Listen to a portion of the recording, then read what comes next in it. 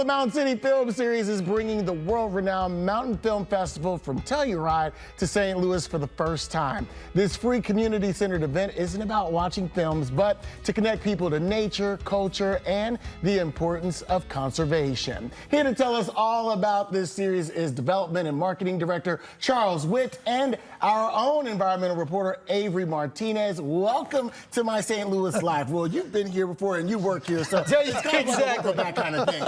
So we're excited to have you.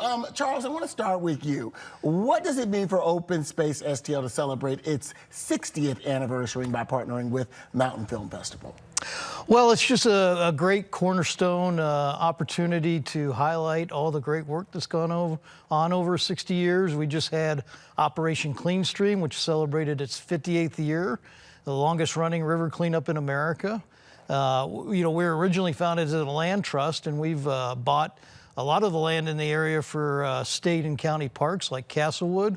So it's just to take a pause, celebrate all our success and look to the future. And these films that we're showing tonight and that we've shown earlier this year and also in October, just give different perspectives on the challenges that we face from different changes in our environment over time. The last time you were here, you told me that you pulled a bus from the river, and I've never let go of that. Now, why is it so important to use storytelling as an avenue to convey such a powerful message, to connect people to conservation?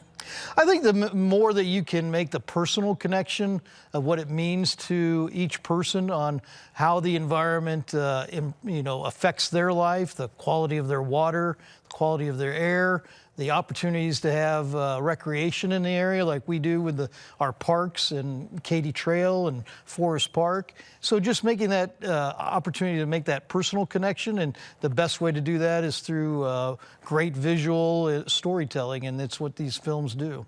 We're excited for it. Avery, I do want to bring you into this conversation because you're going to be speaking at the finale tonight. How did these global stories of culture, conservation resonate with stories that you cover from water, agriculture to environmental issues here in our area? Well, Damon, I mean, I think the thing is, we all have to admit that the environment affects us no matter where we live, right? And that doesn't matter if it's water or land or farming or these different things. And I think what's really unique about this way of showing these stories and talking about these things is it really shows that we're not alone. This is, we talk a lot of times about volunteer organizations and things like that, like Open STL, that goes around and does some of the cleanup, but really, it doesn't matter where you live. Clean water, having good agriculture, taking care of your environment, it doesn't matter where you're at, what country, and anything.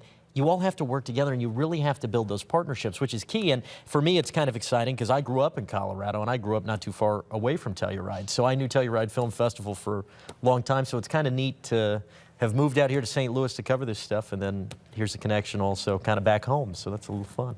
Well, for two people who are doing the work, right, what are you hoping people walk away with after this final screening? Not just about the films, but again, for the roles that are helping shape the future of our communities.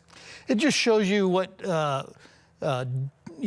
whatever you're passionate about in the way that it connects to the environment, you can make a difference in so many different, small different ways within your community and how it impacts your neighborhood, your region, or even the nation, just by getting out and acting. And these films show so many different examples of that self-motivated pursuit of different causes that it's kind of inspiring. And also, I think these are really interesting because it just shows what I've found a lot in the reporting that I've done here, which is these are just normal people, man. These are not superheroes. These are not anybody special. They're people that really feel a connection, or they're really concerned about the world around them, and so they feel a need to make sure that they take care of it. And that doesn't matter if that's a farmer or just somebody who loves going outdoors to hike or fish or clean up the river. So maybe volunteering is good for some people, but maybe just being able to support, I don't know, donations to the Amazons, maybe somebody else's, whatever you feel comfortable with. All right.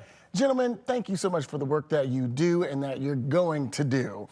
And for more information, you can visit openspacestl.org, or you can just give them a call at 314-835-9225. Of course, we're going to post this segment following the show at firstalertfour.com/mystlive. Laura, over to you. Thanks, guys. Still to